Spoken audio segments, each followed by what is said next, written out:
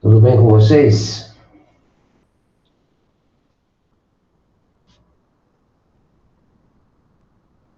Estão me ouvindo?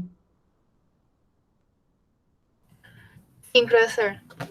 Ótimo. Andei mexendo aqui no meu setup, às vezes dá algum problema. Como é que foram os estudos essa semana? Tudo tranquilo? Ah, tudo bem. Ótimo. Se adaptaram bem ao novo método remoto?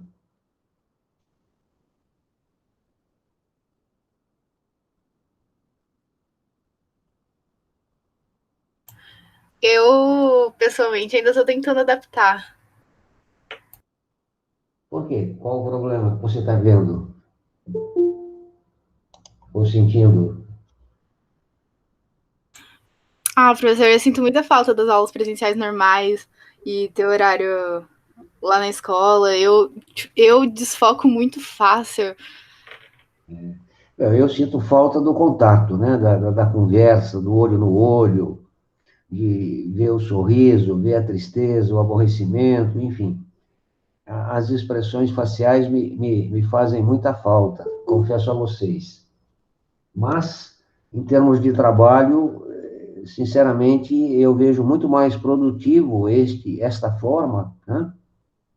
Permite a mim desenvolver novas, novas atividades, novas maneiras de se trabalhar, e eu acredito que isto é o futuro, viu? Vocês têm que se preparar para isto, porque certamente haverá continuidade desse processo. Talvez não 100% como está ocorrendo hoje, mas certamente uma boa parcela do processo ensino-aprendizagem, a partir disto, se ocorrerá remotamente, né? Então, o que é que vocês precisam fazer para que vocês possam se adequar? Acima de tudo, organização, né? Estabelecer um horário e, nesse horário, cumprir as tarefas que você eventualmente tenha programado, né? O horário de sentar-se à frente do computador para poder trabalhar, assistir às aulas que são ministradas remotamente, um horário dedicado para o seu estudo, enfim, um cronograma que permita a você cumprir todas as tarefas. E certamente não só estudo ou processo ensino-aprendizagem, mas principalmente a relação de trabalho. Muitas empresas não acreditavam no processo, né? Mas certamente devem ter percebido que ele é válido, muito útil e, principalmente, corta custos, né? De ambas as partes. Imagina você em São Paulo. Taubaté nem tanto, porque é tudo próximo, né? Mas imagine você em São Paulo. Eu trabalhei em São Paulo no início da minha atividade profissional. Durante 5 anos, fui engenheiro. Na realidade, morava em São Bernardo do Campo e construía obras no estado de São Paulo inteiro. Então, eu rodava de carro uma média de 250, 300 quilômetros por dia. Você imagina o consumo disto, o gasto, a perda de tempo, etc, etc, etc. Então, remotamente, claro que quando possível, né? Você trabalhando em casa, você tem uma redução de custos significativa, tanto para você quanto para a empresa, né? Então, é uma coisa que é inevitável. Portanto, vocês têm que pensar neste processo que a gente vive atualmente como algo a ser estabelecido no futuro. E vocês serão impactados por isso. Por quê? Porque vocês serão os profissionais do futuro, né? Então, se adequem, procurem encontrar maneiras de bem fazer aquilo que é proposto, porque vai ser cobrado e exigido de vocês no futuro. Felizmente ou infelizmente, não sei. Mas é a realidade, né? Bom, a gente hoje vai... Eu quero mostrar uma coisa para vocês, que é o finalzinho da nossa apostila 4, logo ao final da circunferência, que é cálculo de área de polígonos. Uma forma diferente de calcular a área de polígonos. É coisa rápida e coisa simples. E, feito isto, a gente volta para a nossa apostila 2, tópico 9, ou módulo 9, que é a função exponencial. Então, foi isto que eu programei para hoje. Eu pulei a parte de modular, função modular, porque o professor Zé Maria falou que havia dado para vocês já, né? Então, não teria sentido repeti-lo, tá bom? Eu vou compartilhar a tela. Alguém quer fazer alguma pergunta antes que a gente comece? Alguma dúvida, enfim, alguma coisa? Pode falar à vontade.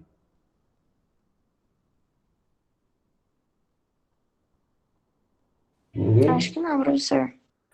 Tá bom, então. Eu vou compartilhar a tela aqui para que a gente possa dar início na aula.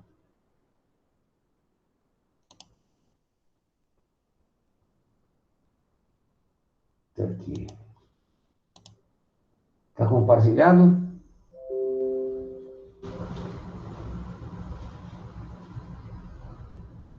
Estão vendo? Sim, professor.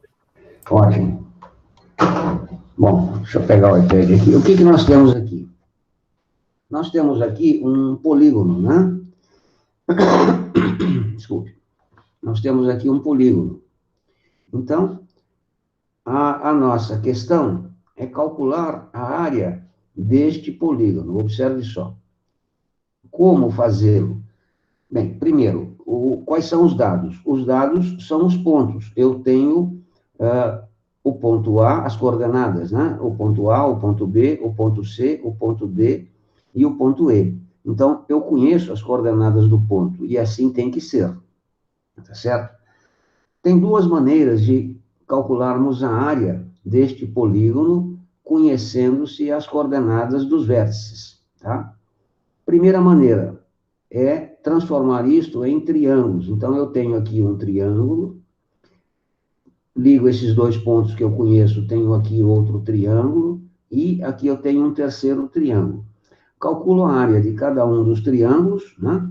Aqui eu posso usar fórmula de Herão, eu posso usar base vezes altura, enfim, processo trabalhoso, porque eu terei que fazê-lo 3 vezes, né? 1, 2 e 3. Mas não importa, resolve. Feita o cálculo da área de cada um dos triângulos, somo, eu tenho a área do polígono. Mas qual é o processo mais rápido, né? Geralmente a gente aprende isso na engenharia civil.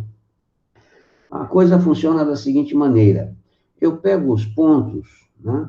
Vou pegar os pontos de modo, como é que se diz? No sentido anti-horário, ou seja, eu vou assumir este sentido como sendo positivo. Mas como assim esse sentido? Eu vou tomar os pontos, e não interessa por onde eu comece. Por exemplo, eu vou começar pelo ponto A. Se eu começo pelo ponto A e tenho que seguir esse sentido de rotação, né, eu vou pegar o ponto A, na sequência eu vou pegar o ponto E, depois o ponto D, o ponto C, o ponto B, e volto no ponto A para fechar o polígono. Eu não posso ficar parado lá no ponto B, porque senão o polígono ficaria aberto, né? Então, é desta forma que eu pego. E não interessa por onde eu comece, eu posso começar pelo C. Se eu começo pelo ponto C, eu vou para o B, depois para o A, depois para o E, depois para o D. O que é importante é a sequência. Eu não posso pular, né, do C partir para o A, depois para o B, e assim sucessivamente. Então, isso não pode. Eu tenho que começar por um ponto e, na sequência, pegá-lo. Bem, e que sequência é esta, né? O que eu faço com isso? Eu coloco aqui as coordenadas. Então, é como se fosse um determinante. A área vai ser dada por metade, né? Meio, de, observe, XA, YA, coloco as coordenadas do ponto inicial, observe que aqui eu começo pelo ponto A, então, XA, YA, depois, opa, peraí, aqui está errado, só um minuto.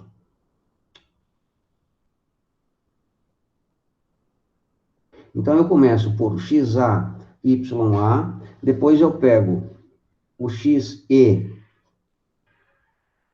YE, XD, YD, XC, YC, XB, YB e fecho XA, YA. Então, é assim que eu monto. Coloco na coluna as coordenadas dos vértices. Agora, vamos fazer o seguinte. Eu vou multiplicar na diagonal XA vezes YE, XE vezes YD e assim sucessivamente. Multiplico todos estes valores, né, esses números, e vou obter aqui resultados. Aí eu pego e somo estes resultados. Vamos chamar a soma de 1. Né? Então, eu vou somar todos esses produtos. Feito isto, eu faço a multiplicação na diagonal. Multiplico nesse sentido. Né? Seria, mal comparando, determinante, o azul, diagonal principal, o vermelho, diagonal secundária, né? Vocês estudaram determinantes, matrizes, etc. Então, multiplico aqui, multiplico aqui, multiplico aqui, sempre na diagonal 2 a 2. Feito isto, calculo novamente a soma destes produtos. Vamos chamar que esta soma resulte no número 2 romano. Portanto, a área deste polígono será dado por meio, né, de 1 menos o 2. Pronto, está feita a área do polígono. Então, o que é que você deve ter em mente para resolver corretamente o problema? Primeiro, você tem que ter as coordenadas do ponto, dos vértices. Se você não tiver, terá que encontrá-las, né? Segundo, você terá que fazer o gráfico, um esboço, né? Para que você saiba como que os pontos estão se comportando. Por exemplo, muitas vezes ele dá uma sequência, A, B, C, D, mas vamos supor que ocorra isto. Aqui eu tenho o ponto A, lá em cima eu tenho o ponto B, aqui embaixo eu tenho o ponto D, né? Quer dizer, você não pode pegar esta sequência que foi dada, e sim a sequência dos pontos no plano. Então, uma vez que eu tenha marcado os pontos no plano, eu escolho este ponto para início, seria o meu XA, YA. E aí eu vou na sequência. Pego este outro, pego este outro, pego este outro, pego este outro e fecho aqui. Feito isto, multiplico diagonal principal, entre aspas, né? Multiplico diagonal secundária, somo os produtos e subtraio os resultados obtidos. E aí eu tenho a área da região determinada. Então, é assim que nós calculamos a área de um polígono. Tomando cuidado, posicionar os pontos de modo que eu possa tomá-los no sentido anti-horário, positivo. Mas e se eu pegar no sentido não anti-horário, ou seja, o sentido horário? Isto aqui vai dar negativo. E se eu alternar, pego este ponto, depois pego este, depois pego este, depois pego... Aí vai dar tudo errado. Porque a coisa tem que ser feita na sequência, tá certo? Então, é desta maneira que nós calculamos a área de uma região poligonal cujos vértices são conhecidos. Alguma pergunta? Alguma dúvida? Professor, quando a gente calcula determinante de matriz, a diagonal principal, no caso, seria Peraí. Antes que você faça a pergunta, deixa eu fazer uma afirmação aqui. Isso aqui não tem nada a ver com matriz e determinante.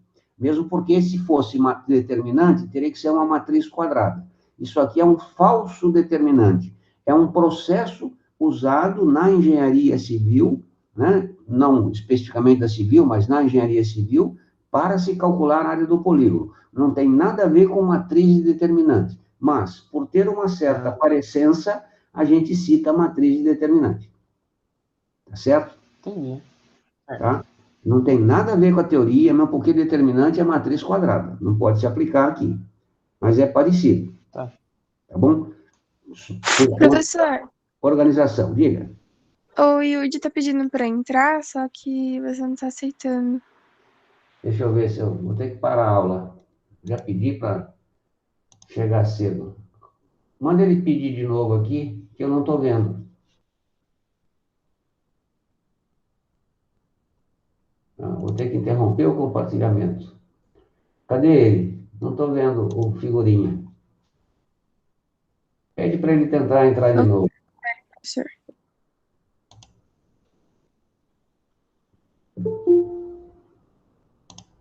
Pronto. Agora foi. Vamos de novo. Vamos compartilhar.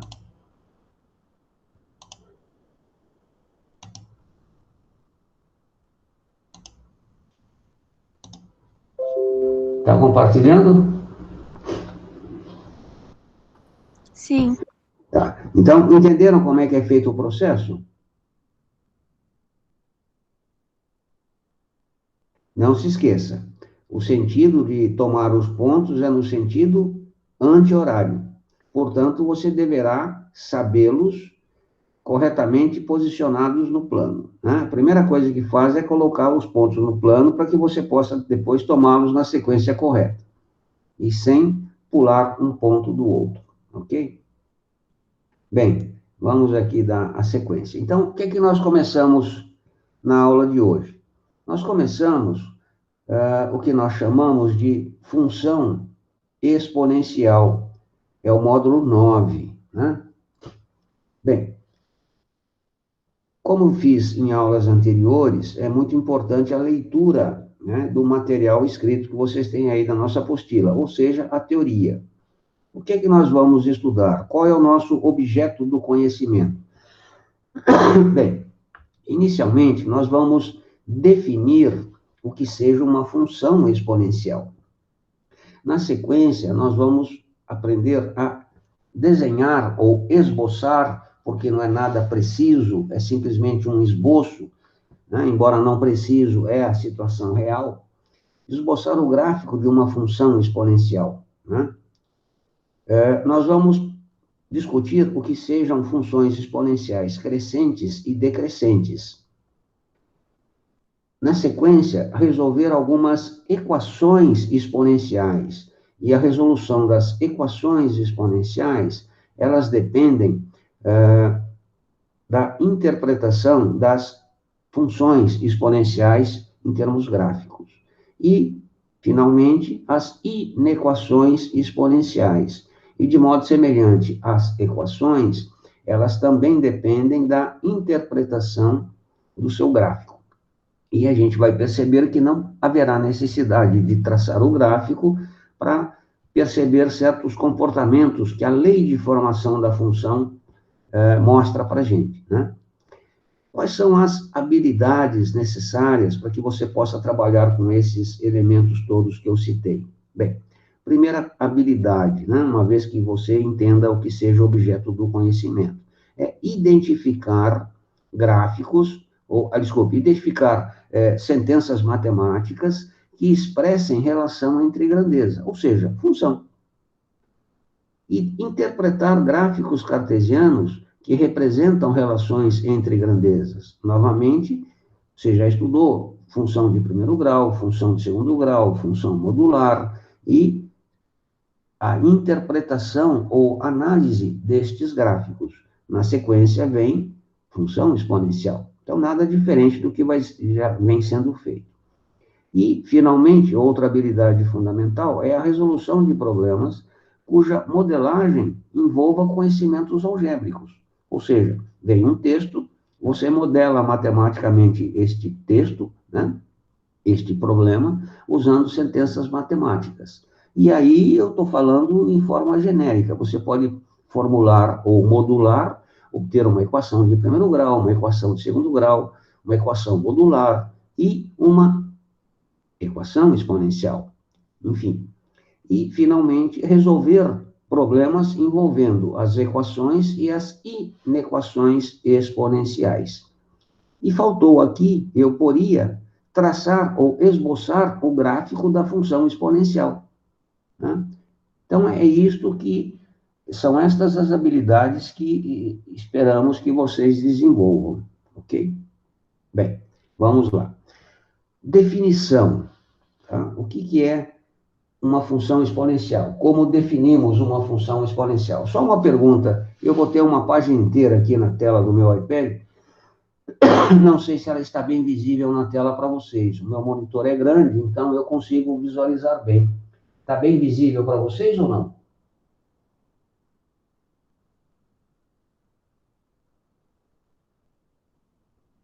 Professor, os números pequenininhos, quando fica elevado, tá difícil de ver, mas o resto Tá, tranquilo. eu vou reproduzir. Eu só coloquei aqui para que vocês tenham um termo de comparação.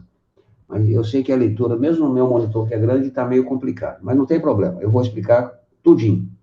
Então, primeira coisa, como definimos uma função exponencial? Quando é que eu olho para uma sentença matemática e digo, você é uma função exponencial? E ela diz, sim, sou.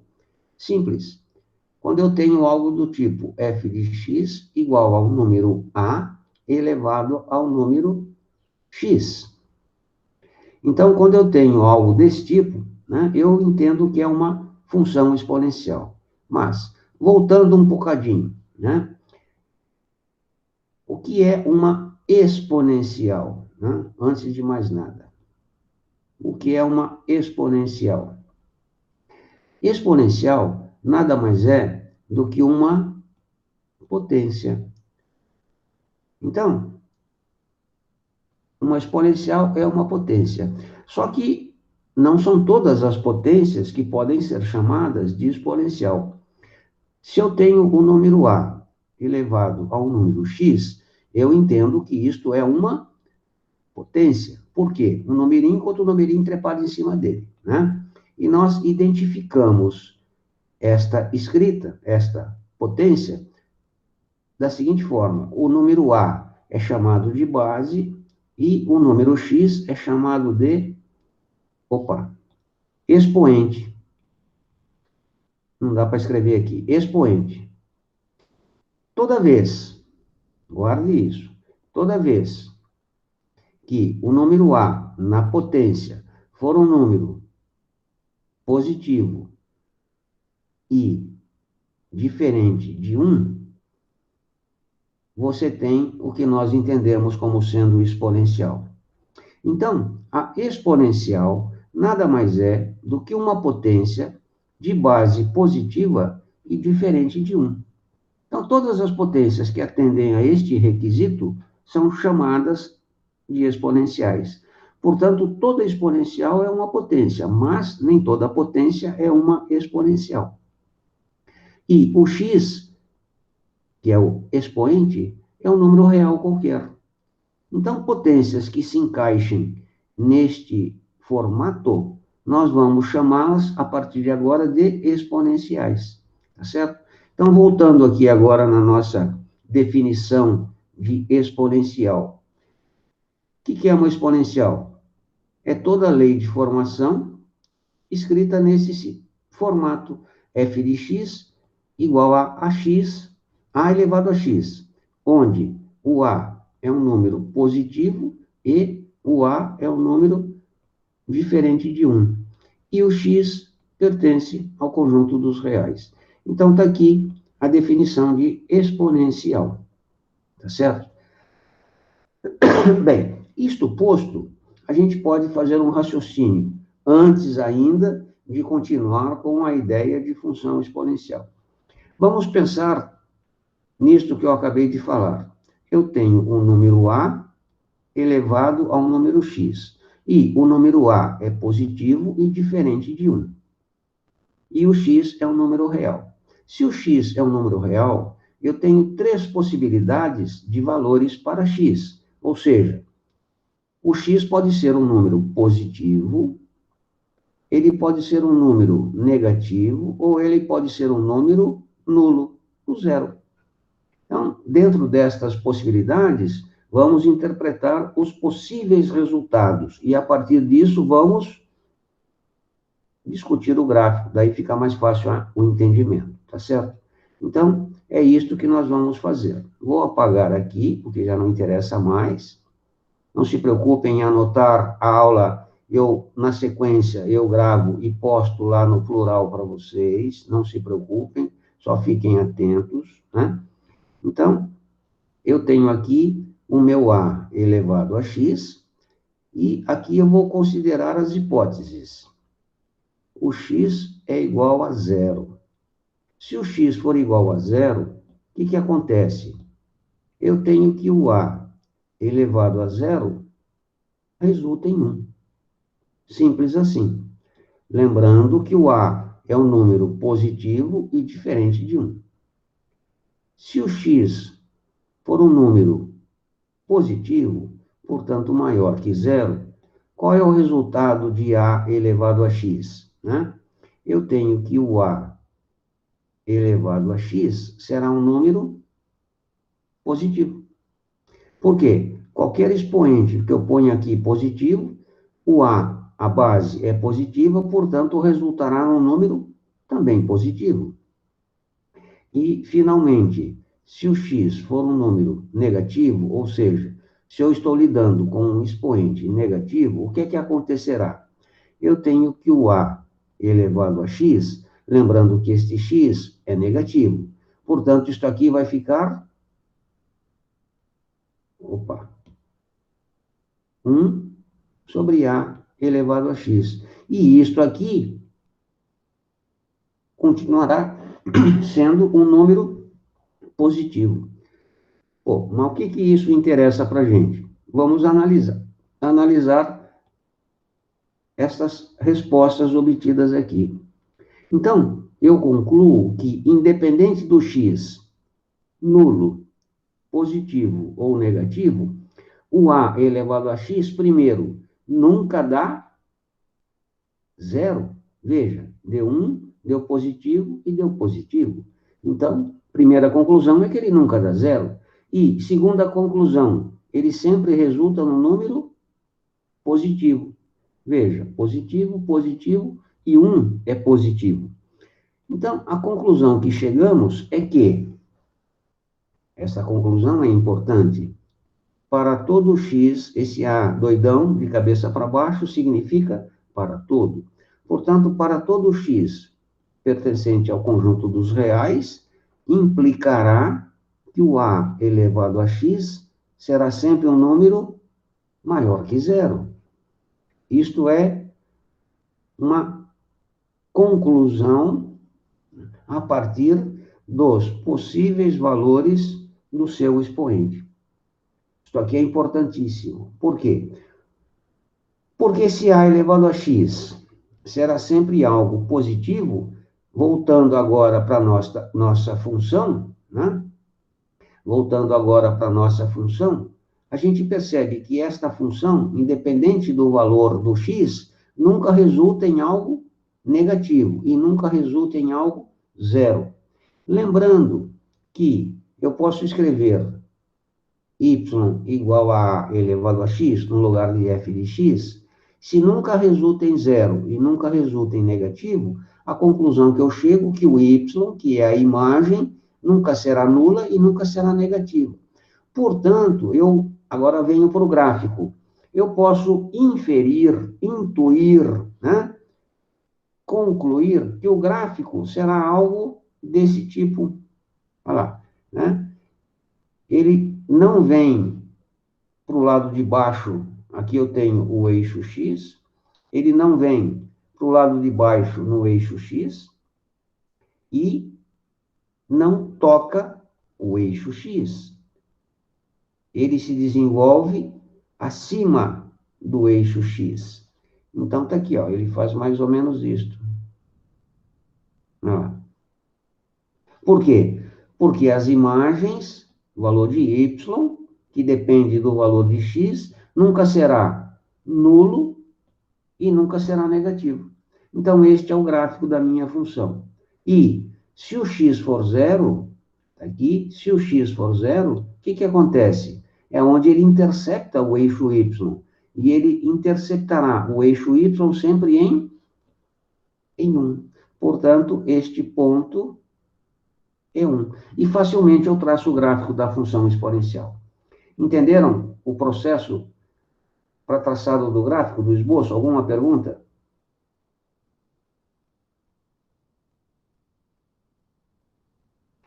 Uma outra forma de fazê-lo é o que a apostila mostra. Eu entro com uma pequena tabela, coloco valores para X, entro na lei de formação e obtenho os valores correspondentes para Y.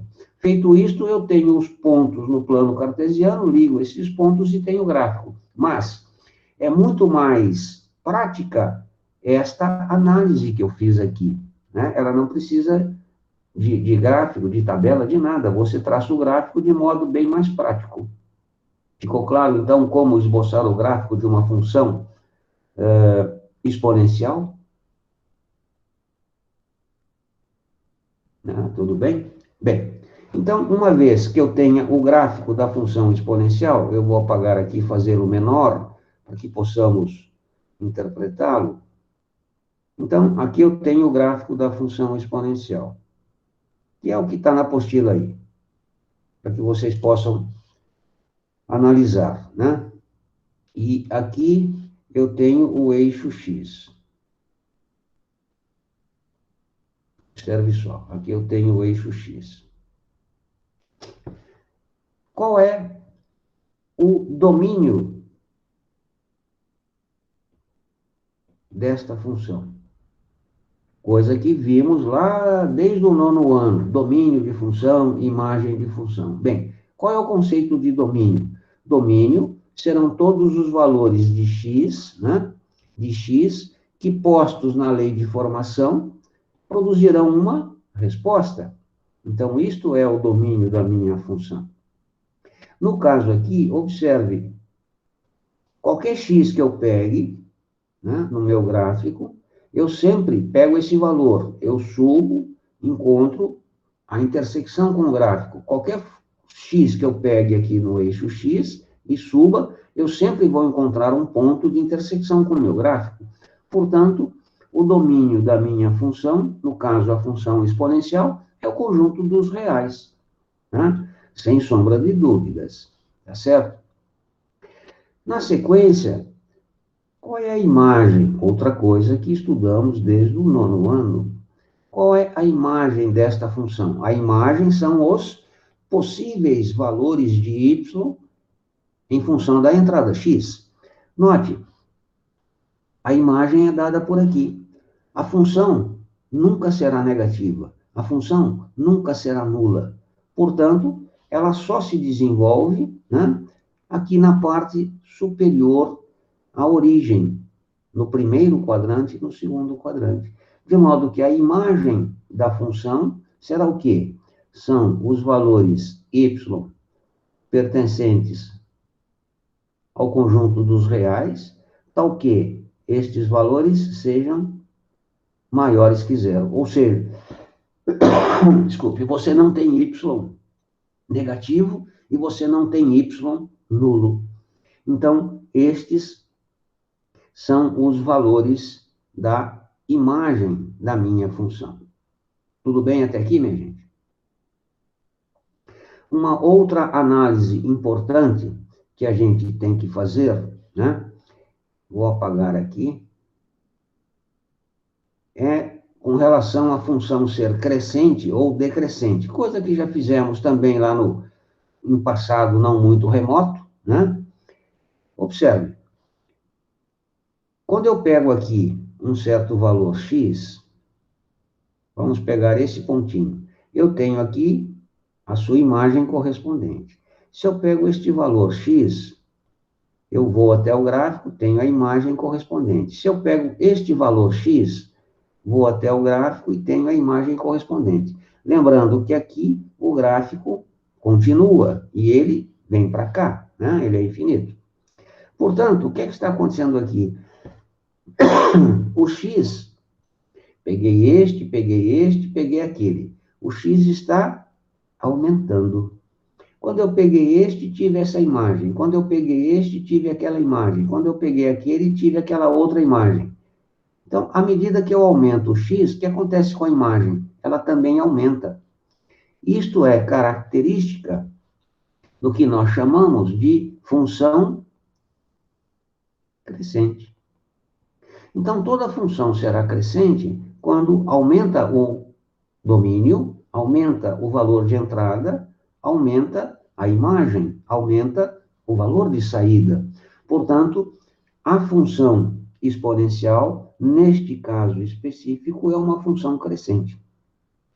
Quando o seu gráfico, observe bem, característica fundamental para que ela seja crescente. Quando o seu gráfico faz isto aqui, ó. Toda função exponencial será crescente quando o seu gráfico fizer isto. Olha lá. E vai lá embora. Tá? E aí aparece um elemento aqui muito interessante, que é o que nós chamamos de assíntota. Eu vou passar em verde aqui, faz de conta que isso aqui é o eixo X. Observe que interessante. O que nós vimos lá no cálculo inicial? Que, independente do valor de x, esta função nunca será zero.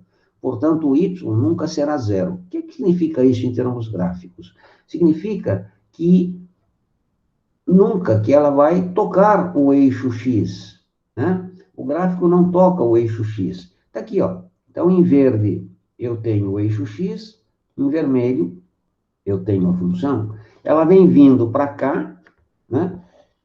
A tendência dela é encostar no eixo x, mas isso nunca vai ocorrer. Por quê? Porque não há valor x que torne o y nulo. Portanto, nós chamamos o eixo x, né? O eixo x é chamado de assíntota. O que é que vem a ser uma assíntota? É uma reta, o eixo x é uma reta para a qual a curva é chamada, é um modo simples de chamar uma função, né? Então, a assíntota é a reta para a qual a curva tende sem jamais alcançá-la. Tá certo? Então, o eixo x, nesse caso, é o que nós chamamos de assíntota da minha função. E a assíntota é a reta para a qual a curva tende sem jamais alcançá-la. É tipo salário e final de mês, né? O final do mês é o eixo x. O salário é a função. Qual é a ideia do salário? Chegar ao final do mês, mas não vai conseguir, né? Nunca se consegue. Então, você estica, puxa, mas nunca chega lá. Tá certo? Alguma pergunta até aqui, minha gente?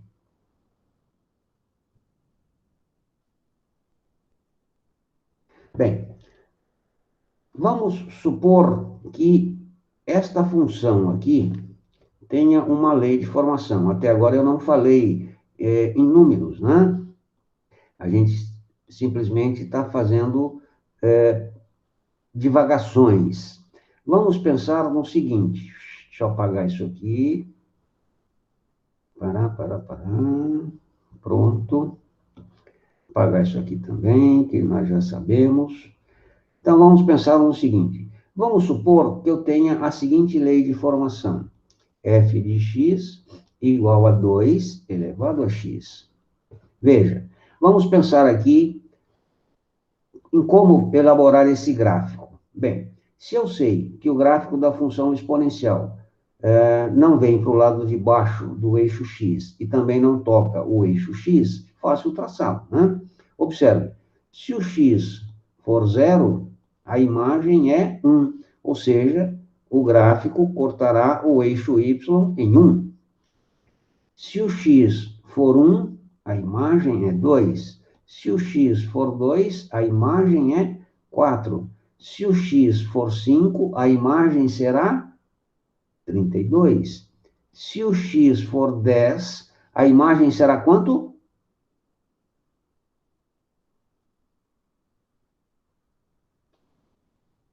É uma pergunta. Toda pergunta merece uma resposta.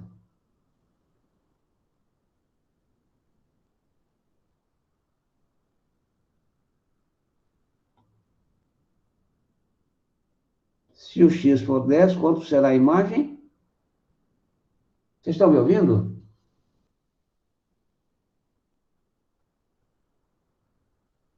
Sim, professor. Então responda, caramba. Eu fico achando que caiu a porcaria da ligação. 1024? 1024, correto. Tá. Agora observe. O que está acontecendo aqui?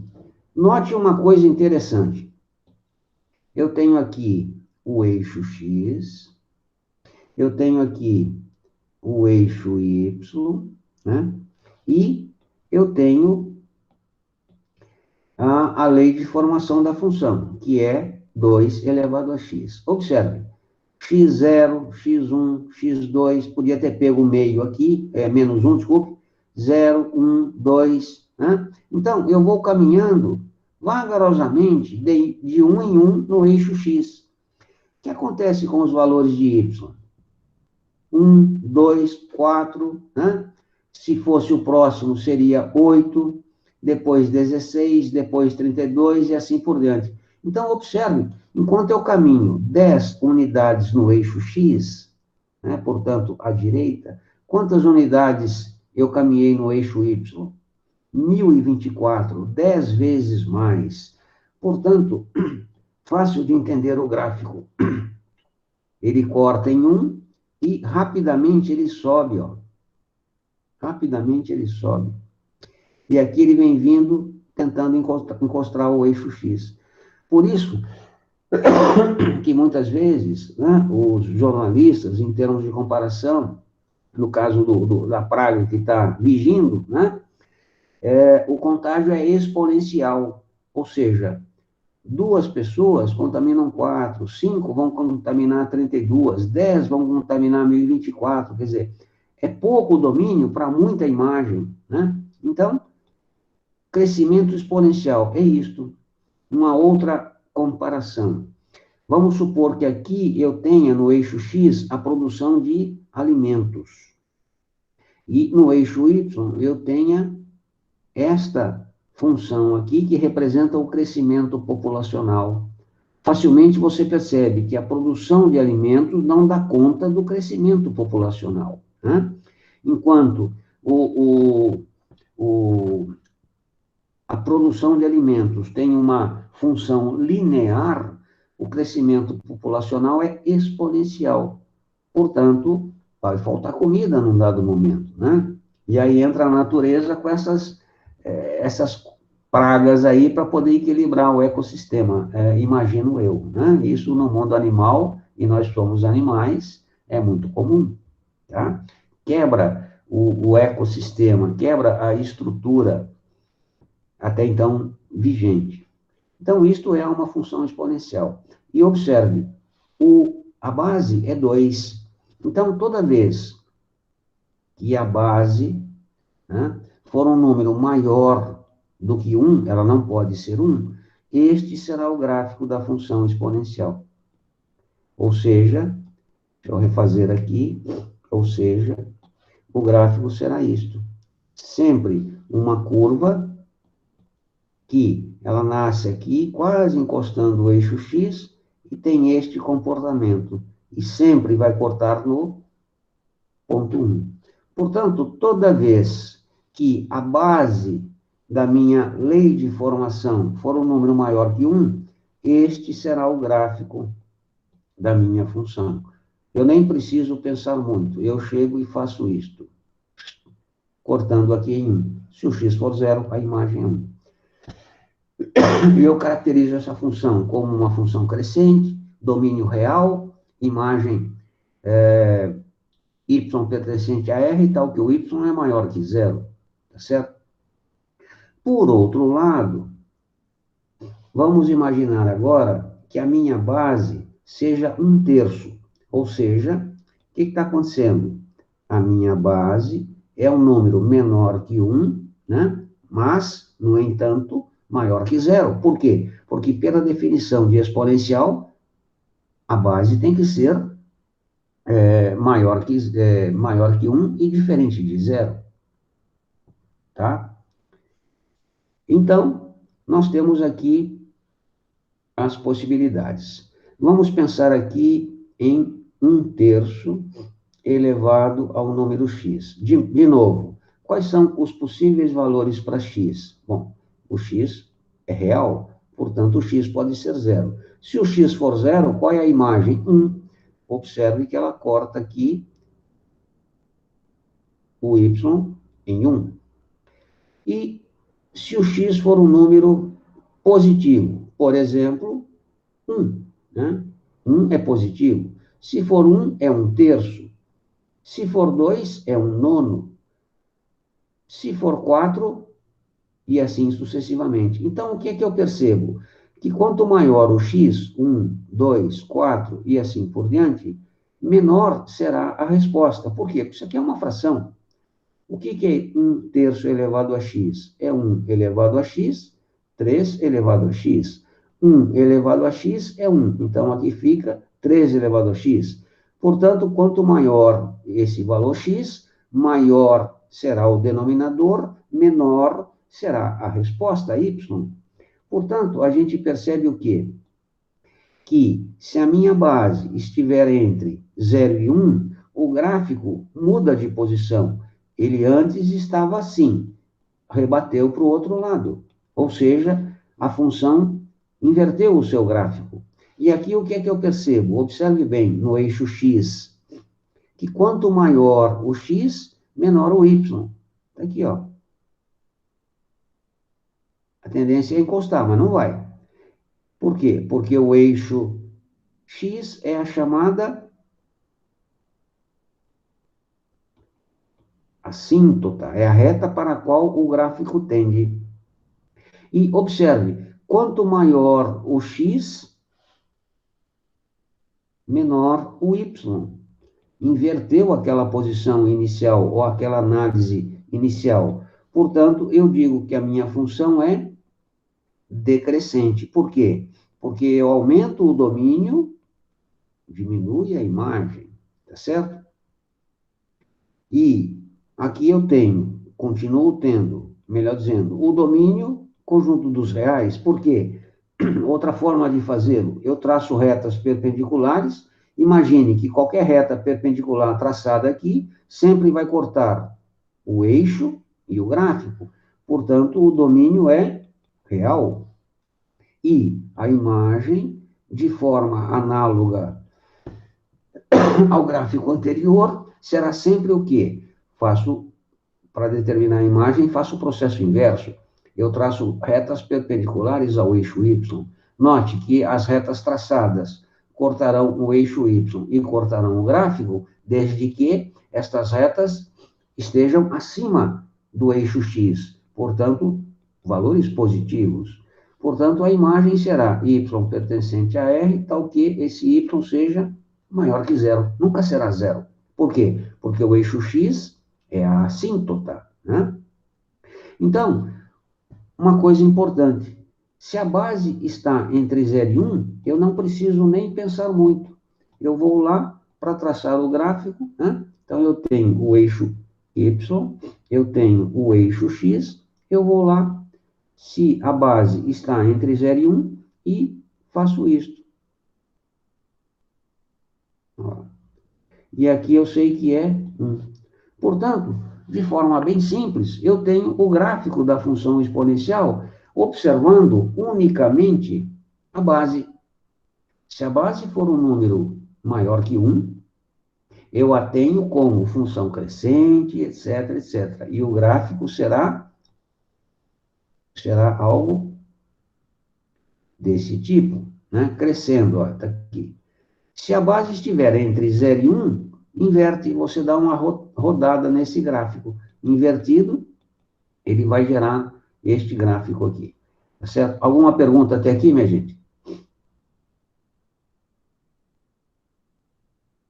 Tudo bem?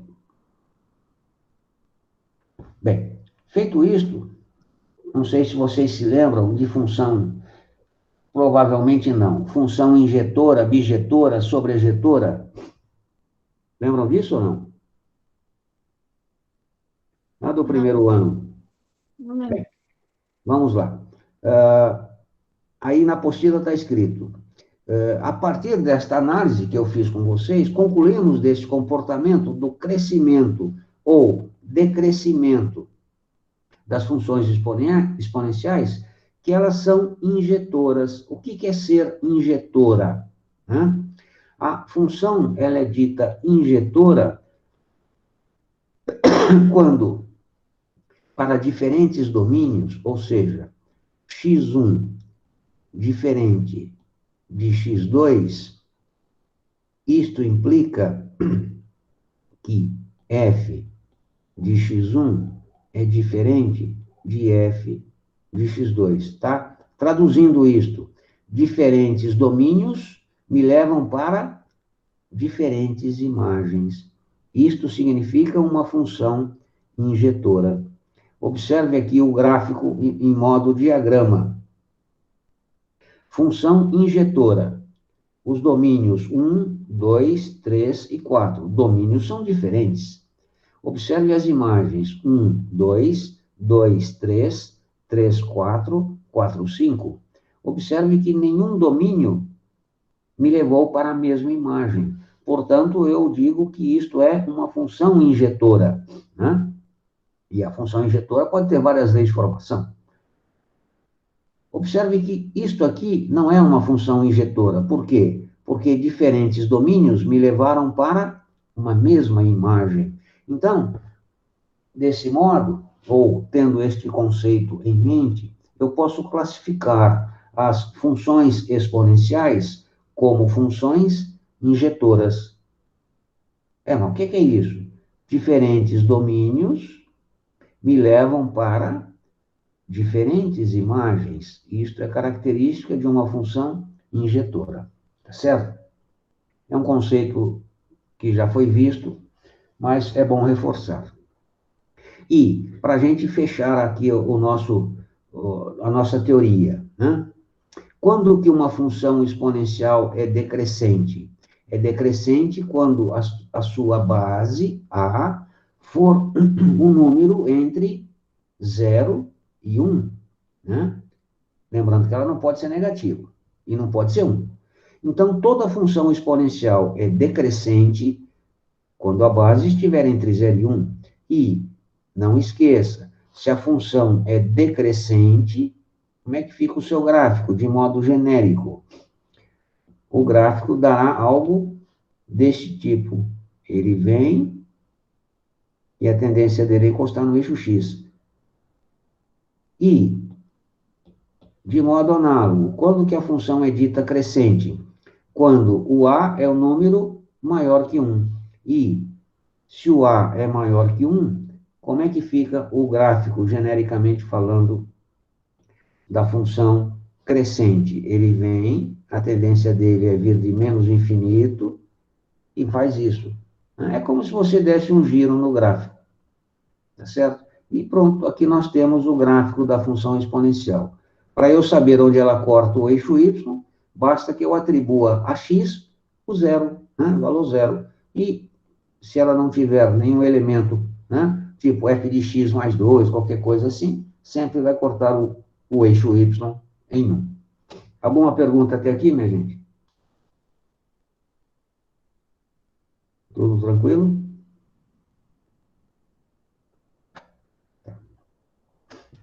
Aqui, nós mostramos, a apostila mostra, o que nós chamamos em matemática de translação.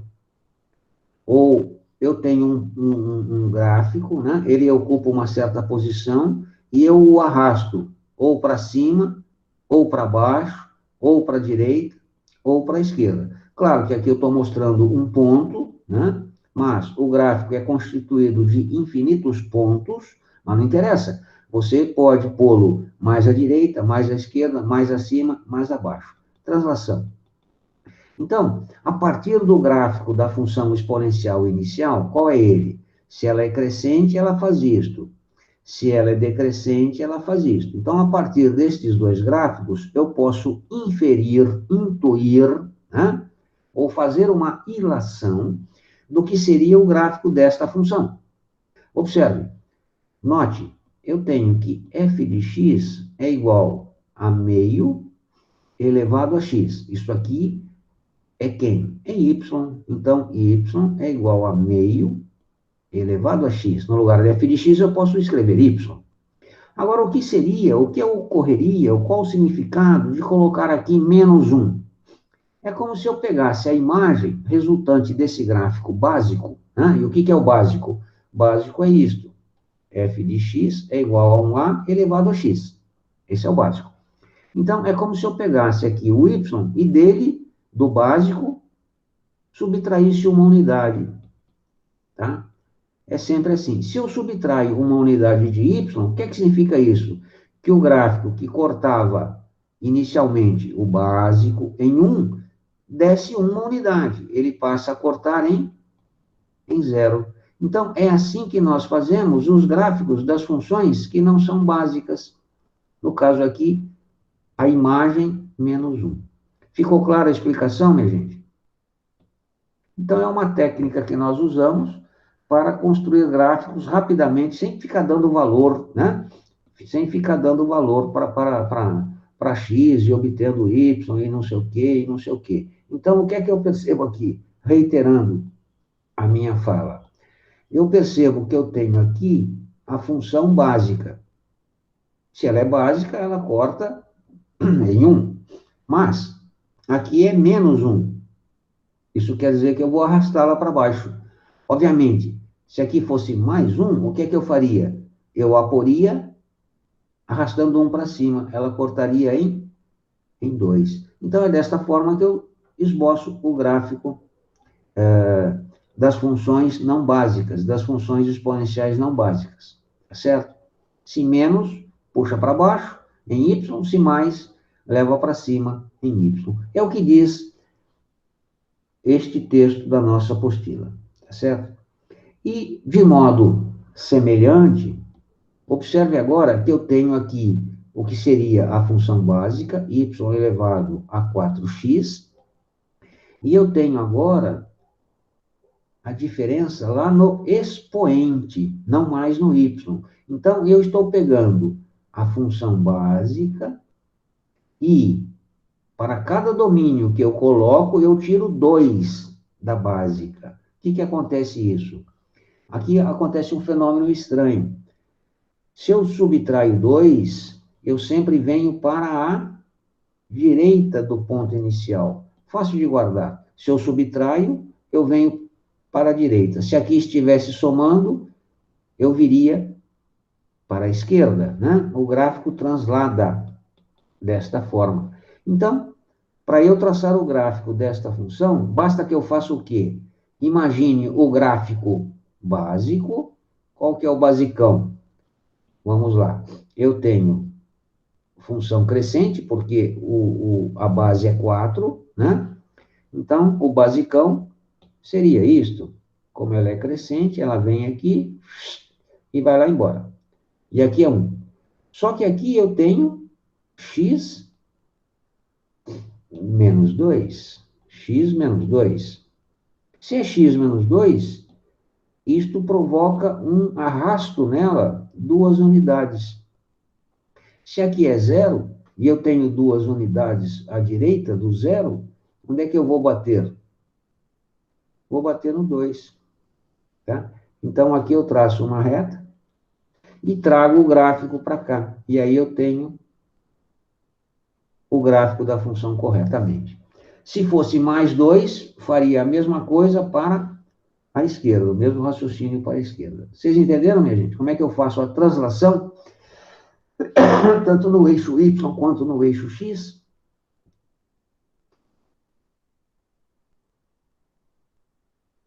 Sim? Acredito eu, né?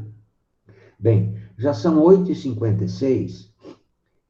Eu não vou entrar aqui em equações exponenciais, mas eu gravei algumas videoaulas falando do assunto, não só das equações exponenciais, como também das inequações exponenciais e como das funções exponenciais. Então, eu vou pô-los na plataforma Plural para que vocês assistam, mesmo aquilo que eu não falei. Por quê? Porque daí na próxima aula, uma vez assistido esses vídeos, fica mais fácil o entendimento daquilo que eu falarei para vocês, tá certo? Então, neste primeiro momento, fica somente para estudo em casa o conceito de função exponencial e traçado dos seus gráficos. Portanto, eu gostaria que vocês pesquisassem aí na apostila, façam a leitura da teoria, e aqueles problemas que envolvem o esboço do gráfico da função exponencial, eu gostaria que vocês tentassem resolvê-los. Caso vocês tenham dificuldade, não esqueça, manda uma mensagem para o meu e-mail, né? E eu responderei para vocês com o maior prazer, certo? Então, terminada a aula de hoje, eu porei a gravação dela no Plural, encaminho a vocês, e porei também algumas videoaulas que eu produzi sobre isto que eu falei e que falaremos na próxima aula, para a gente dar sequência às funções exponenciais, equações exponenciais e inequações exponenciais. Alguma pergunta aí, minha gente? Alguma dúvida, alguma colocação?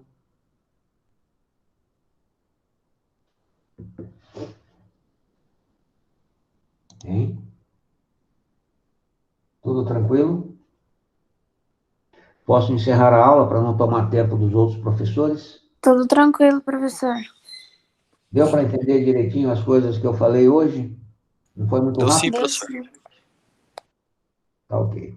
Toda vez que eu tiver, às vezes eu me empolgo aqui, toda vez que eu falar rápido ou for muito ligeiro nas explicações, podem parar sem problema. É só dar um toque que eu paro, volto, certo? Para que vocês tenham o perfeito entendimento. Bem, vou ficando por aqui. Uma boa semana a vocês. Qualquer dúvida é só perguntar, tá? E estou pensando na nossa prova, né, que se aproxima, e acredito eu que para a nossa prova é bem provável que eu só cobre a parte de circunferência e aquela parte inicial de funções, mas eu vou mandar uma mensagem para vocês orientando-os corretamente, tá bom? Professor, mas seria uma prova dissertativa ou uma prova teste? Prova dissertativa. Você vai resolvê-la, fotografa, transforma num doc. Eu vou dar todas as orientações. Transforma num doc. Ô, professor, PDF. em vez de transformar em doc, eu posso deixar só em folha, porque eu não sei fazer isso. Como é que é? Eu não sei transformar em doc. Eu posso deixar na folha sulfite mesmo a foto e enviar Então, só a foto? Não, mas transformar em doc que eu digo é isso. Você fotografa e manda e cola as fotografias no documento do Word. Abre o Word e eu vou fazer um vídeo para vocês explicando. E é fácil. Tá ótimo, então, E cola a professor. fotografia lá. Só que na hora de salvar, você não salva como modo doc. Você salva, o próprio Word tem, como modo PDF. Porque daí não tira a formatação quando você encaminha para mim e eu abro aqui. Mas eu oriento vocês corretamente, tá bom? Não se preocupem. Tá? Alguma pergunta, minha gente? Não? Então, uma boa semana para vocês. Até a próxima aula. Tchau, tchau. Valeu, professor. Tchau, professor. Até mais. Tchau, professor. Tchau, tchau. Professor. Tchau.